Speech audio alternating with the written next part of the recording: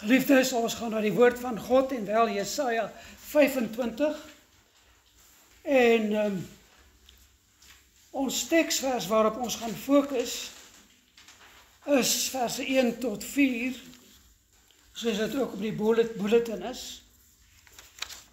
Maar eers die konteks, eers die aanloop tot hoofstuk 25. Die eerste 24 hoofstukke van Jesaja kan ons noem die oorgang tot die oorwinning. Die oorgang tot die oorwinning. In die eerste plek het ons dan sien ons hoe Jesaja beskryf die skrikwekkende toneel van God se oordeel. Hoe God die wêreld gaan oordeel. En hoe God sy woede gaan uitstort oor Israel en Israel se opstand, hulle afgodediens en hulle leefstyl van onreg.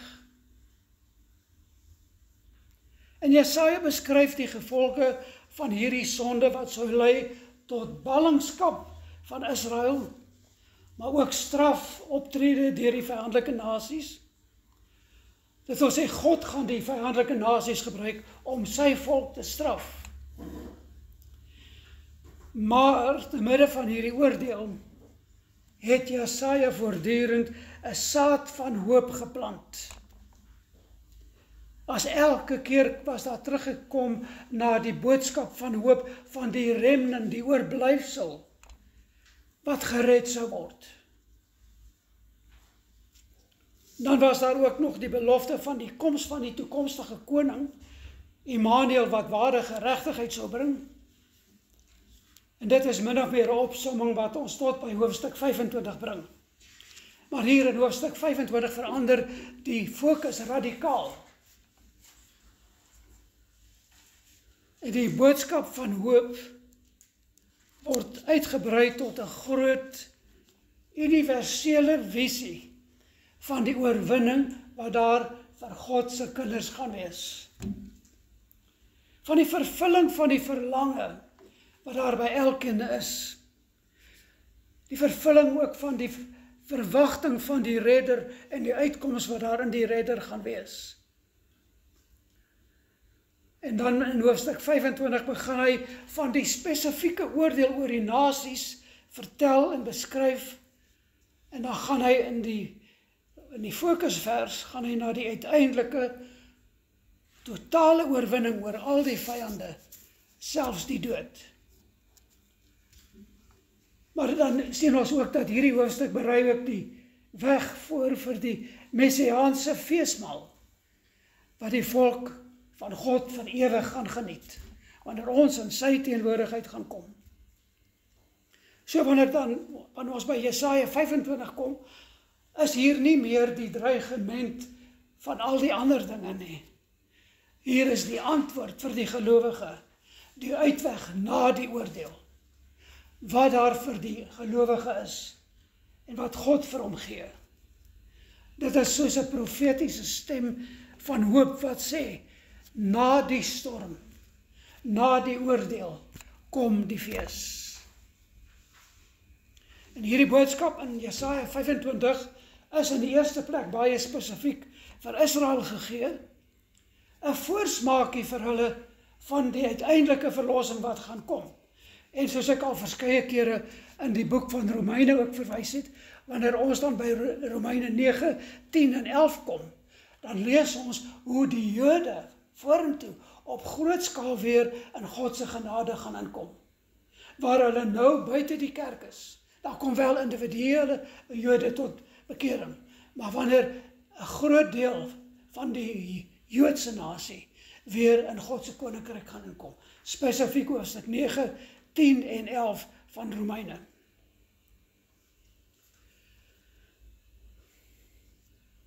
En dan sien ons dat daar by hulle 'n verwagting was.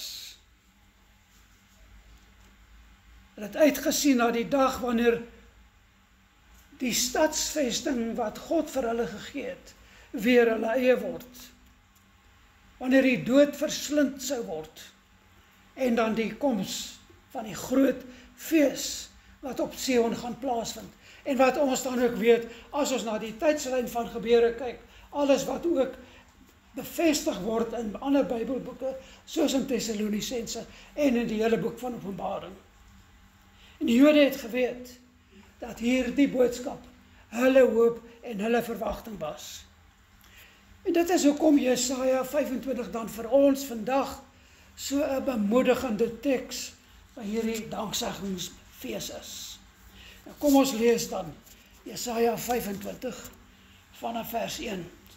Kan in die Bybels volg of op die bulletin.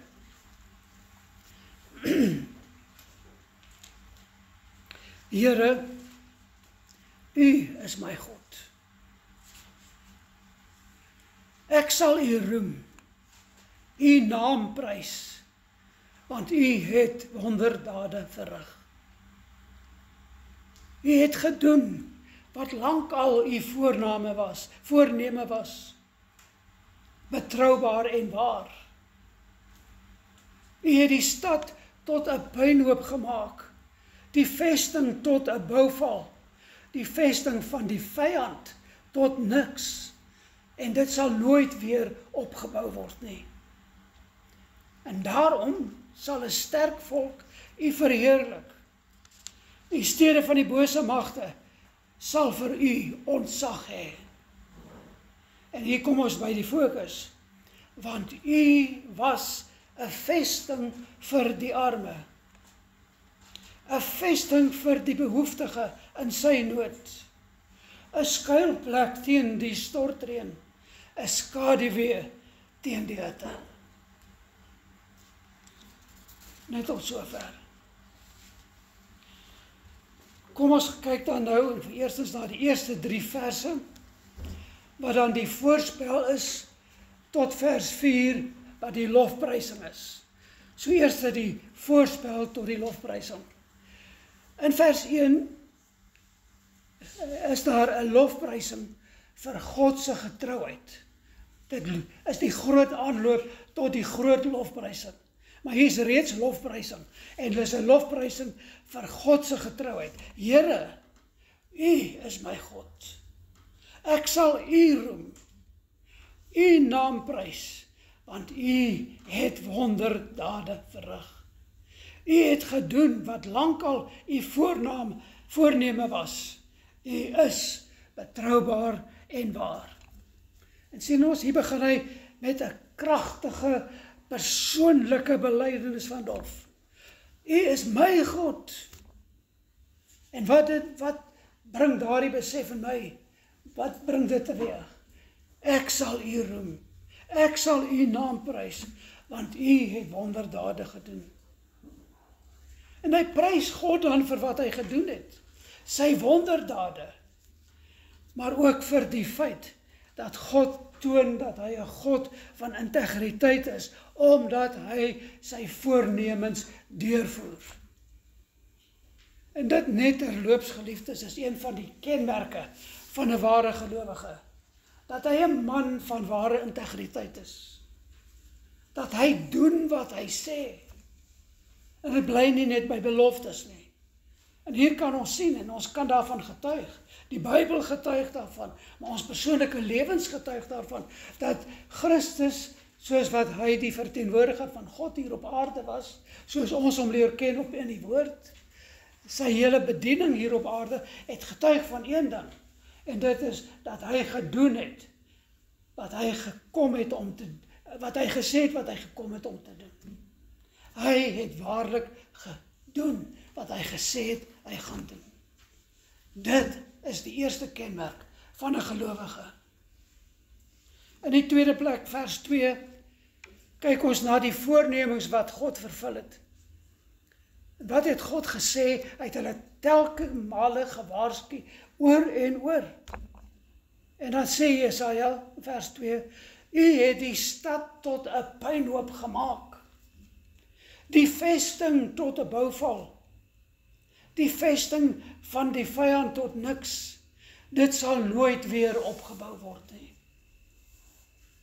God het sy mag getoon in die beloftes wat hy vervul het.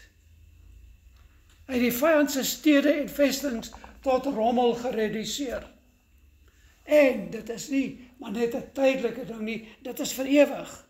Want wat God gedoen het, kan nooit weer ontdaan word nie. So God het sy voornemens vervul. Derdens, vers 3, beskryf die volke se reaksie op God se krag, want hier sien hulle dit. Hier sien hulle wat God doen. Daarom sal 'n sterk volk u verheerlik. Stede van die bose magte sal vir u ontzag hê. Hulle wat dink dat hulle magtig is. Hulle wat op hulle eie roem en krag staat maak. Hulle sal wel met die almagtige God te doen kry. En hulle wat God teëgestaan het, hierdie bose magte, hierdie sterk volke, sal gedwing word om hom te verheerlik en vir hom ontzag te hê. En geliefdes, as ons daarna kyk, dan weet ons, dit is ook, terselfdertyd, is dit die reaksie van die gelowige. Ons wat self God se vyande was, wat is ons reaksie? Ook 'n totale oorblufheid vir die genade, vir die mag, vir die krag wat aangewend word om ook ons te red.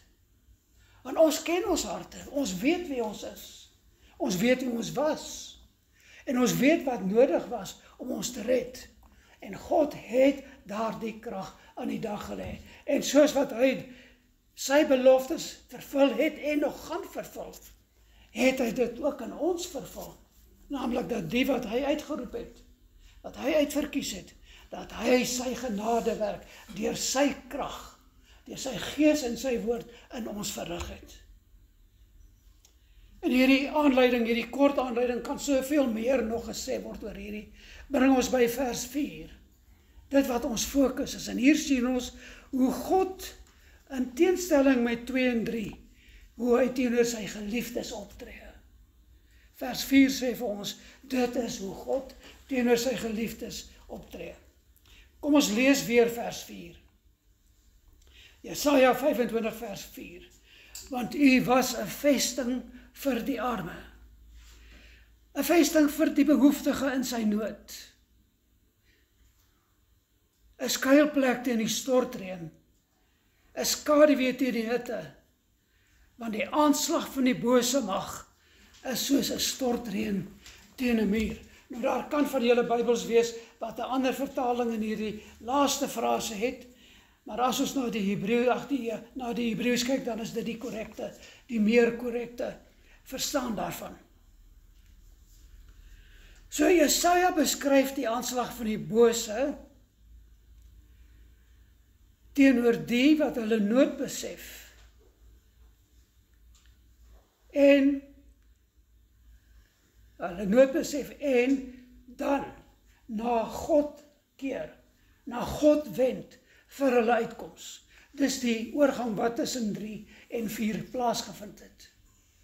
Want daar is daardie wat besef het, maar daar is net een uitweg en dit is draai na God. Wend jouself na God. En hier kom Jesaja by die individu wat God se uitkoms op 'n persoonlike vlak beleef het. En nodig het en beleef het. En verskillende soorte aanslae word hier beskryf. Maar ook nie net die aanslag nie, hoe God uitkoms gee.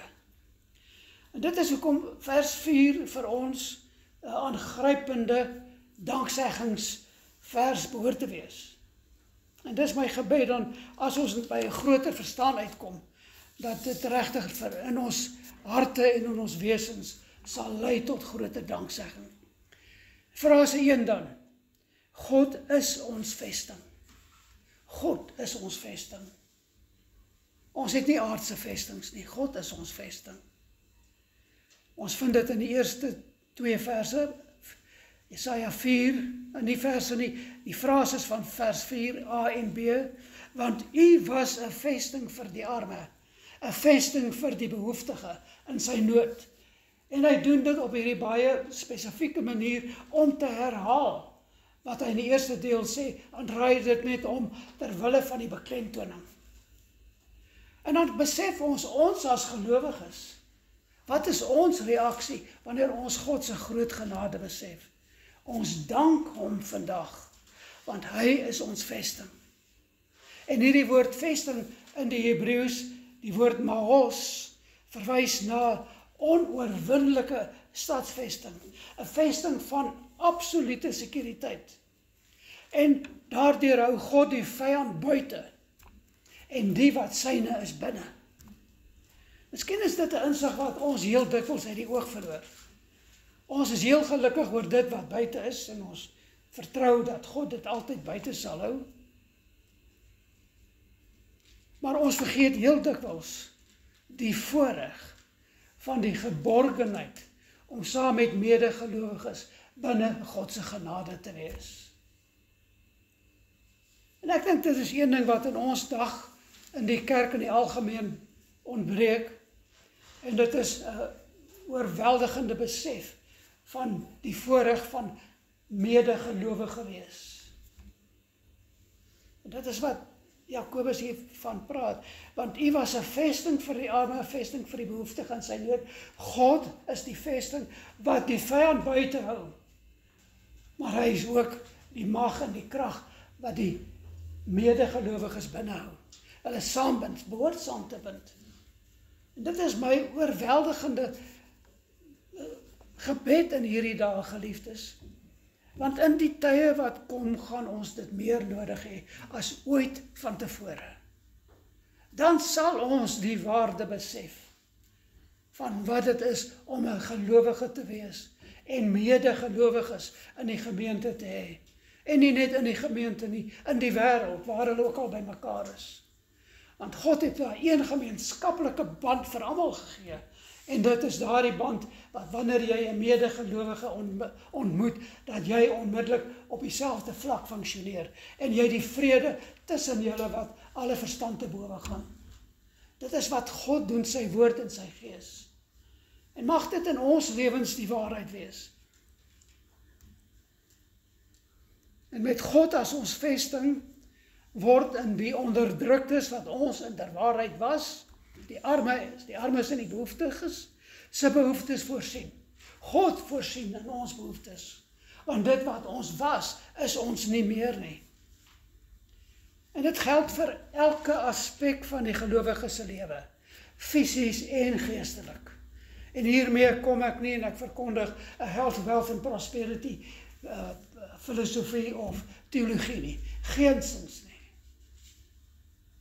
Maar ek wil net dit sê, geliefdes, as jy waarlik die Here se is, sal hy in elke behoefte voorsien. Nie volgens jou berekening nie, en nie volgens jou vereistes nie, maar wat hy weet, wat vir jou die beste is. Hy is die soewereine God. En dis my gebed dan ook, dat God ons heeltemal sal oorweldig met hierdie onbeskryflike genade.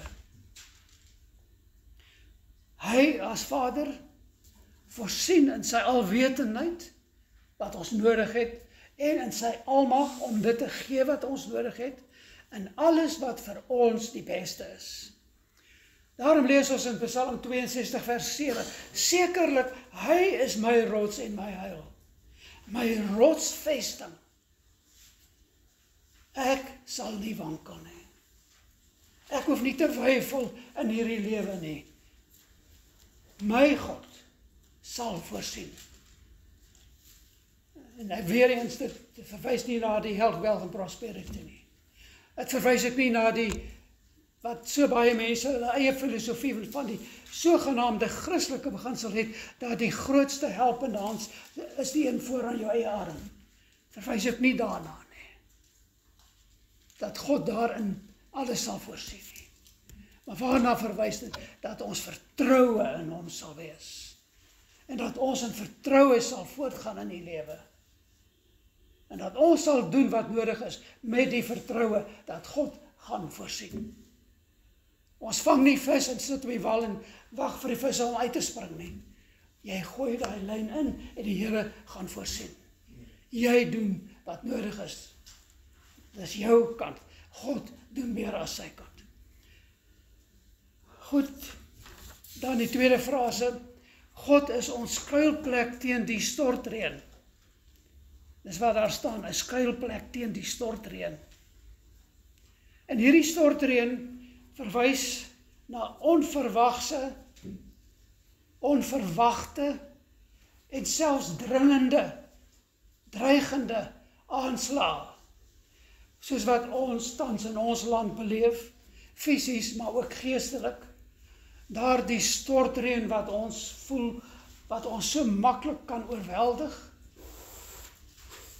Maar as ons dan voel dat ons in die stortreën is, die stortreën van aanslae, dan sê die tweede frase, maar God is ons skuilplek.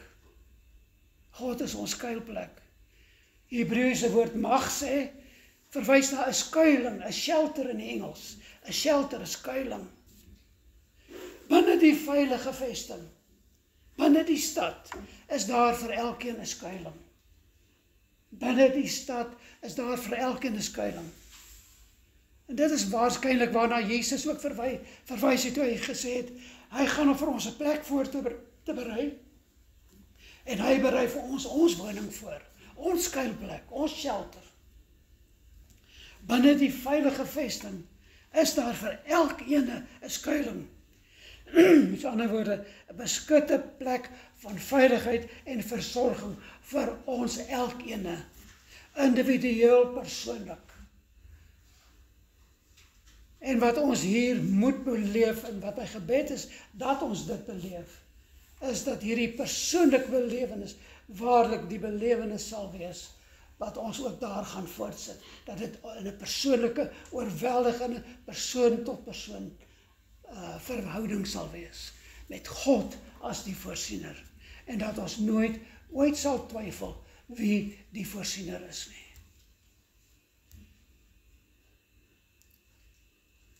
En die woord word ook in die Hebreëus gebruik om in 'n figuurlike sin na die plek van hoop en heenkome te verwys. Want dit is weer wat ons nog 'n verdere vers in Psalm 62 kry. Psalm 62 vers 8. My God is my heil en my eer, die rots van my sterkte. My toevlug is in God. Julle onthou wat het hy in vers 7 gesê, sekerlik hy is my rots en my heil, my rotsvesting, ek sal nie wankel nie. Nou gaan hy voort in vers 8, my God is my heil en my eer, die rots van my sterkte, my toevlug. God voorsien die rotsvesting, en hy is my toevlug. Ek draai na hom vir my toevlug. Die derde frase in Psalm Jesaja 25 vers 4, 'n skaduwee teen die hitte.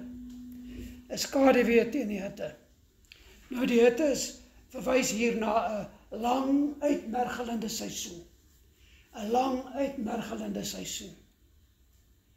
Maar God is ons skaduwee, die Hebreëse woord is tsel. Hy is ons plek van beskerming, hy is ons beskerming, hy is ons versterking, en hy herstel ons, sodat ons in staat is om skuiling by hom te neem. En dit is hoe God vir ons onderhou. Dit is hoe hy onderhou.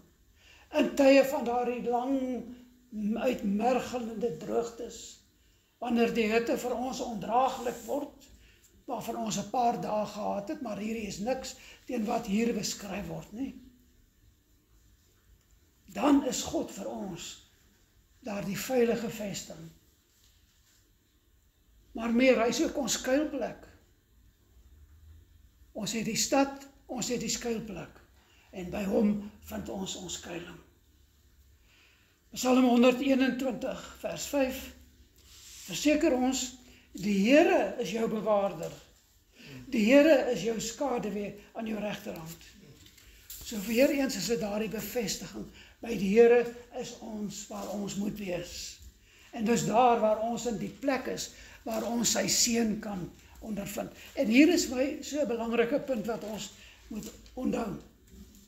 So dikwels wanneer gelowiges in hierdie lewe probleme ondervind, dan is dit op grond van die feit dat hulle nie op die plek is waar die Here hulle kan seën nie.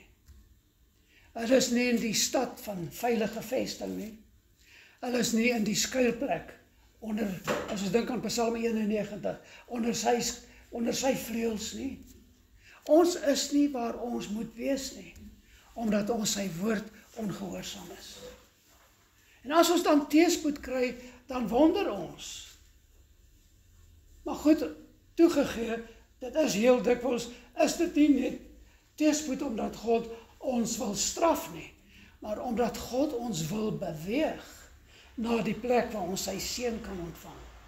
Omdat God ons wil beweeg na die plek. Ek het net gesê net vir hulle, ons gaan nog lank besig wees. Dis die nuwe kerkse mense. Ons is, waar was ons nou? God wil ons beweeg deur teëspoed, heel dikwels, om vir ons te sê, kom na die plek waar jy moet wees. Kom na die plek waar jy moet wees. Ons het almal al daardie ondervinding gehad. En dit is my gebed dat ons hierdie beeld sal onder oë hou, wanneer ons in daardie situasies kom. Mag die Here wees dat dit nooit nodig is nie, maar wanneer ons daar kom, dat ons sal verstaan, 'n veilige vesting, die stad, maar ook die veilige skuiling, die skuilplek, vir ons persoonlik. Dis hoekom ek gesê het, hierdie dui alles op een ding, of op een van die dinge waarop dit dui, is dat ons verhouding met die Here is persoonlik. Ons is nie deel van 'n groepskema nie. Ons is persoonlik, individueel met God in verhouding. Die vierde frase, die vierde frase.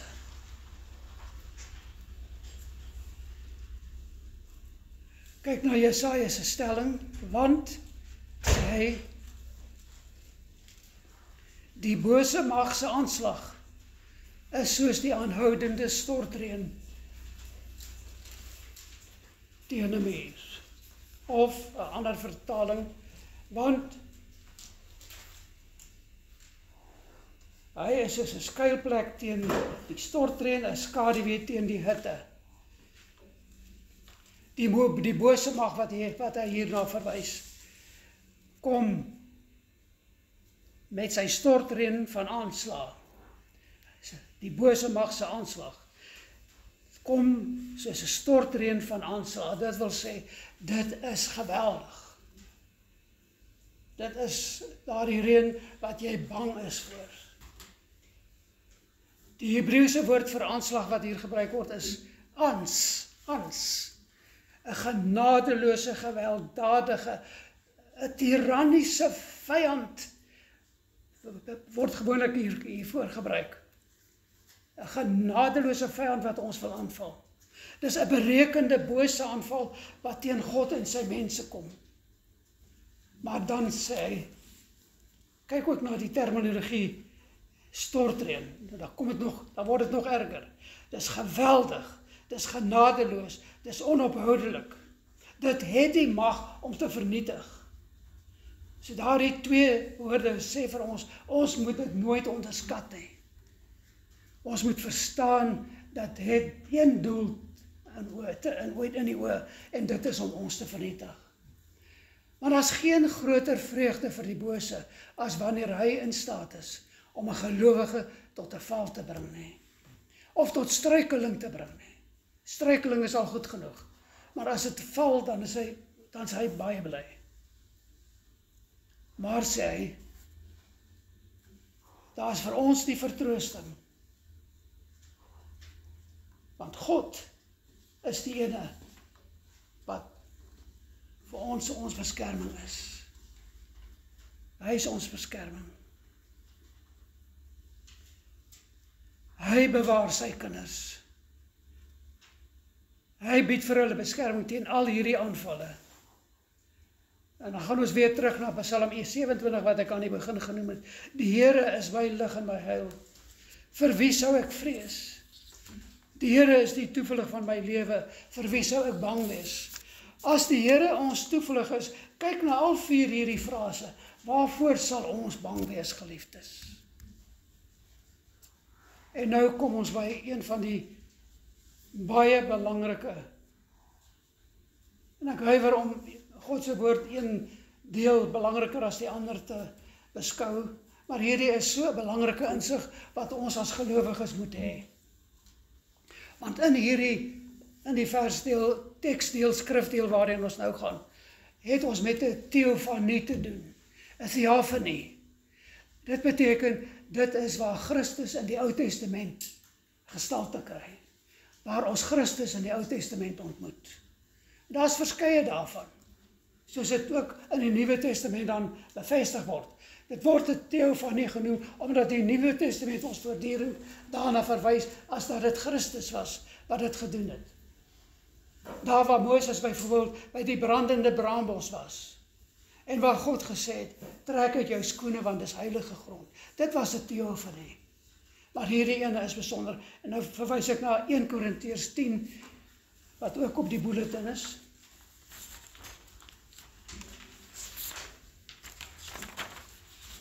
Korintiërs 10 vers 1 tot 4. Hier kom Paulus en hy skryf die volgende: Want ek wil nie hê, broeders, dat julle nie sou weet nie.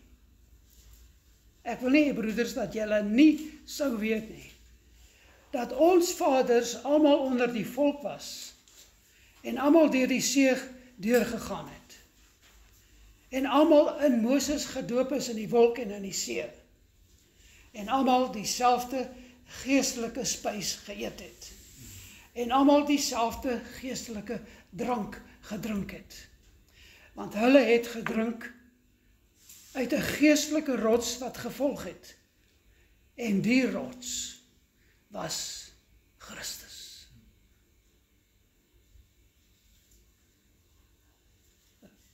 Ek wil dit weer lees.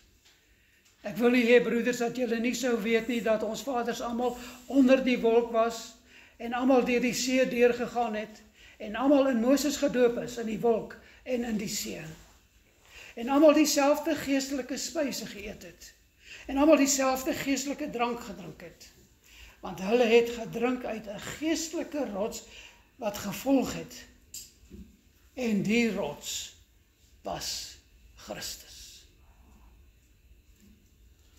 Paulus verwys uiteraard hier na die groot uittog uit Egipte, toe Moses in opdrag van God na Egipte teruggekeer het, nadat hy hierdie teofanie beleef het. Hy moes God se volk gaan bevry uit die Egiptiese slawerny. Hy moes hulle lei na die beloofde land.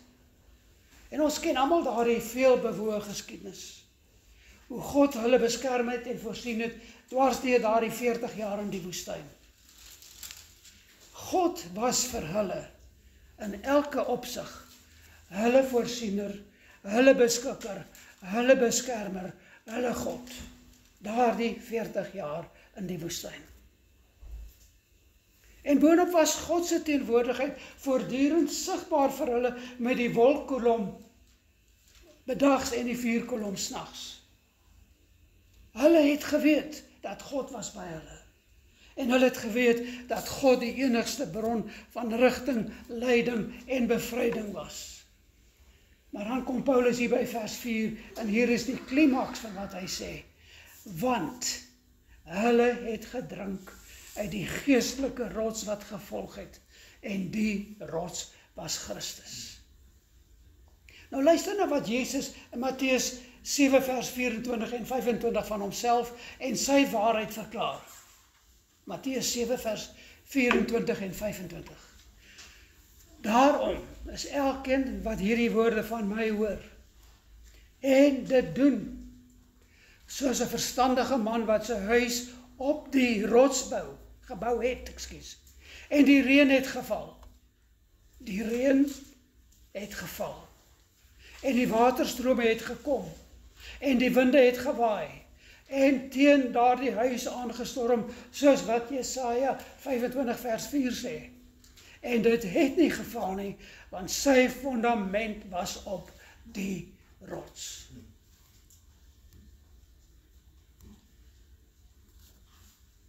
En nou kan elke gelowige geliefde na Christus kyk, en ons kan hom en sy bediening aan die mens, as ek dit so mag noem, aan ons op 2 maniere verduidelik. In die eerste plek leer ons hom ken in die Ou Testament. Ons leer vir Jesus ken in die Ou Testament, juis deur hierdie teofanie, in sy voorsiening aan Israel, daar in die 40 jaar van omswerwinge in die woestyn. En hier sê Paulus vir ons baie duidelik, dis die openbaring wat kom. Dit was Christus wat die rots was. Dit was Christus wat teenwoordig was daar in sy volk en in wat hy gedoen het. Hy het hulle gevoed met manna en kortels en water uit die rots. En hy het hulle beskerm en gelei deur die wolk en die vuurkolom wat dag en nag by hulle was. Met ander woorde, in elke fisiese faset van hulle bestaan, het hy hulle versorg, en dit versterk die punt wat ek vroeër gemaak het. In elke fisiese aspek was hulle versorg. Maar, dan sê hy hier in 1 Korintiërs 10, hy het hulle ook geestelik versorg. Hy het hulle geestelik gevoed. Want hy was konstant daar in sy agtervolging van hulle as die rots waaruit die lewende water gekom het. En geliefdes, dit is dan die aangrypende gedagte. Die tweede gedagte wat hieruit kom. Ons leer dan ook vir Christus ken in die Nuwe Testament. In sy menswording ken ons hom as die man van Nasaret en alles wat daarmee verband hou, die hele vleeswording van Jesus Christus. Ons ken hom daar en dit word in die 4 evangelies beskryf, dit word in Handeling bevestig, dit word in elke sendbrief, maar ook in die Openbaring bevestig. En daar leer ons hom ken as die lam van God wat sy lewe gee, as die soenoffer vir die wat deur God uitverkies is vir redding. Hy is ons redder, ons saligmaker. Maar hy is ook ons voorsiener in elke denkbare opsig. En dan kom ons terug, hier waar ek wel verskeie kere verwys het na ons omstandighede hier in hierdie wêreld. En dan spite van al daardie omstandighede en verwikkeling in die wêreld, is hy vir ons rots, ons vesting, ons skuiling, ons voorsiener en die beskikker van ons deel en lot. En het ons verder die versekering, net soos hy in die geval van Israel was, is hy die een wat ons agtervolg en by ons bly in die woestyn van ons lewe. Dis die versekering wat Paulus vir ons hier in 1 Korintiërs 10 gee. Maar is ook die versekering wat ons in al die hoofstukke in Levitikus en Deuteronomie en Numeri vind waar die trek deur die woestyn, hoe God vir hulle onderneem het. Hoe God keer op keer genadig was. Dis ook vir ons die bevestiging, hoe hy in ons lewens werk. En daarom, geliefdes, op grond van hierdie vers in 1 Korintiërs 10 vers 4, die rots wat ons agtervolg, is Christus. En daarom kan ons vandag waarlik as 'n dankseggingsdag beskou. Ons kan al die ander dinge en al die ander aspekte en al die gebeure in die wêreld vergeet. Maar die een ding wat ons nooit mag vergeet nie, is wat hier in vers 4 staan, want hy is die rots wat ons agtervolg. Soos wat hy Israel agtervolg het, en soos wat hy vir elke gelowige in die Nuwe Testament is.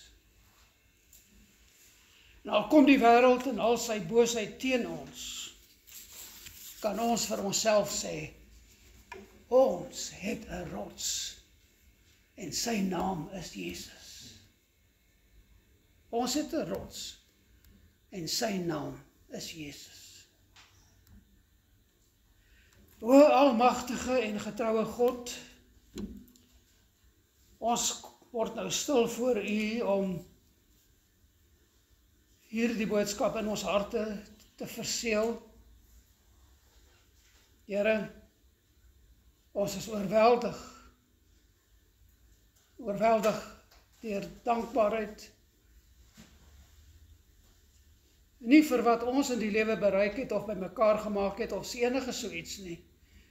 Maar hierdie dankbaarheid vandag spruit uit slegs een ding, en dit is vir wie U is en wat U vir U kinders doen.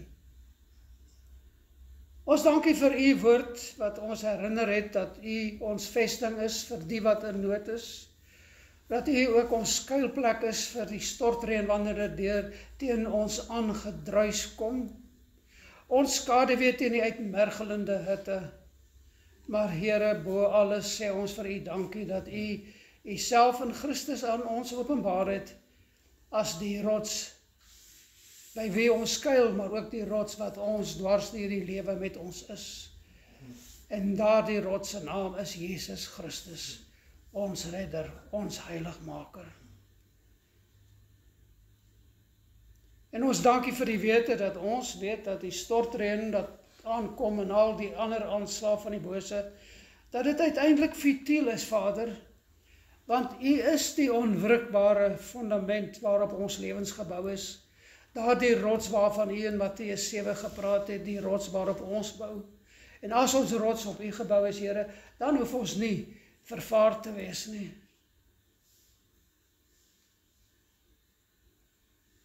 En ons pleit by U dan ook, Heilige Gees, help ons asseblief om vandag, wanneer ons hierdie plek te verlaat, nie net hoorders te wees van wat ons nou gehoor het nie, maar dan ook doeners, dat ons dit prakties sal toepas, hierdie waarheid wat ons vandag hoor het, en dat ons net meer en meer soos Jesus sal word, soos wat U begeerte vir ons is.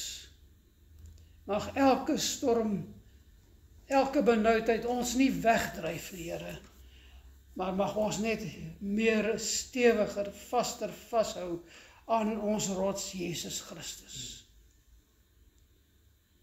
Ons bid dat hierdie sekerheid van U teenwoordigheid, die sekuriteit van U voorsiening, vir ons die krag en moed sal wees in die dae wat kom, wanneer hierdie aanslae veller en hewiger word. En ons dan veilig sal wees in die vesting, in ons skuiling, want dan is ons by ons Vader. En mag dit ook dan gebeur, Here, dat dit dan ook gebeur met U wederkoms waar ons dan vir ewig daar gaan wees, maar intussen is ons dan by die vesting van ons Vader en by die skuiling wat Hy voorsien.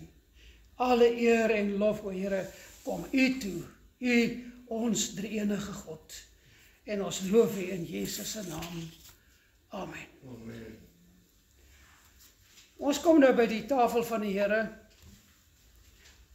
1 Korintiërs 11 vers 23 tot 25. 1 Korintiërs 11 vers 23 tot 25. Ek dink hy is ook by daar onder die notas, nee. O, is ja.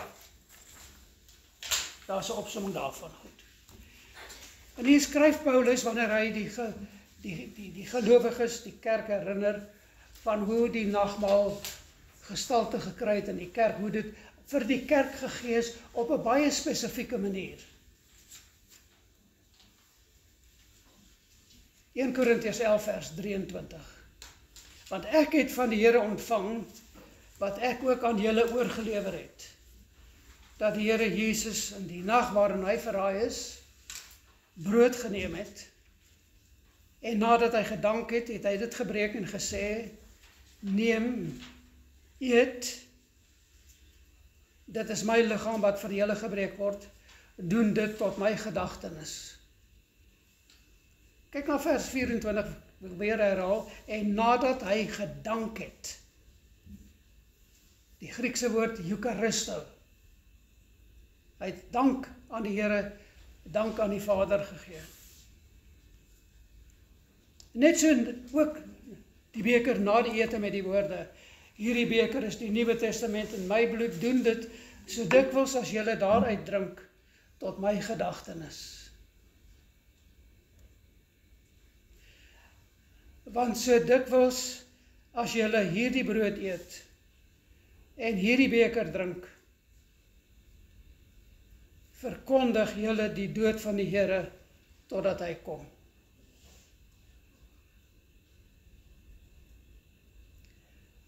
Daar is so baie om oor hierdie deel te sê, om hierdie tafel van die Here en die instelling daarvan te sê.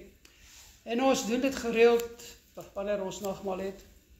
Maar die een oorheersende gedagte wat ek vandag wil beklemtoon is net dat die heel enkelvoudige gedagte van dankbaarheid. Heel eerste wat Jesus self gedoen het, was om te Euchariste, om dankie te sê vir God die Vader, want hy het geweet waar hy op pad was, hy het geweet wat voor lê.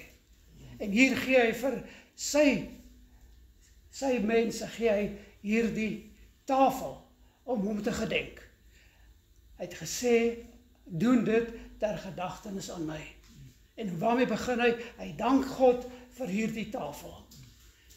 Daarom kan ons ook nie net vir die tafel vandag dank nie, maar ons dank hom vir sy genade wat ons deur al hierdie jare en al hierdie situasies gedra het tot waar ons vandag gekom het.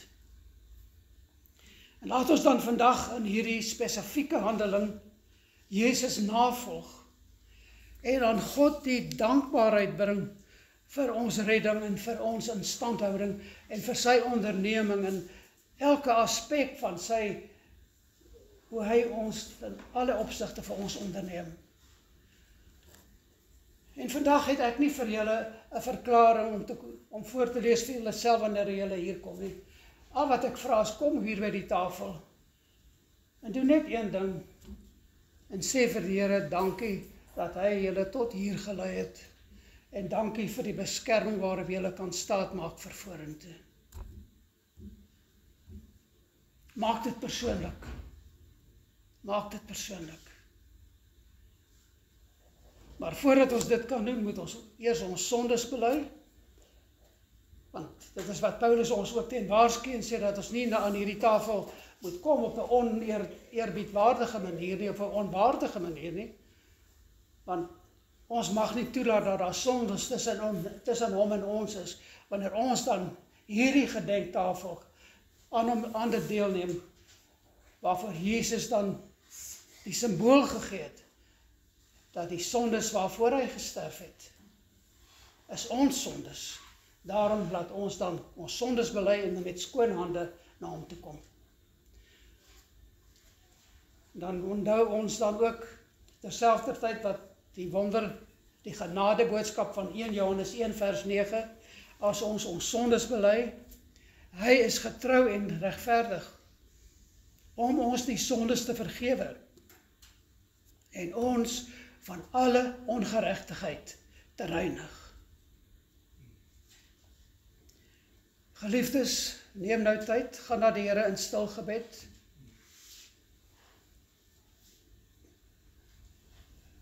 Noem daardie sondes waaraan hy jou herinner, nie hardop nie, in jou gedagtes, noem dit vir jouself, vra vergifnis daarvoor en ontvang die vergifnis van 1 Johannes 1 vers 9, want dan het ons die voorreg om aan die tafel deel te neem.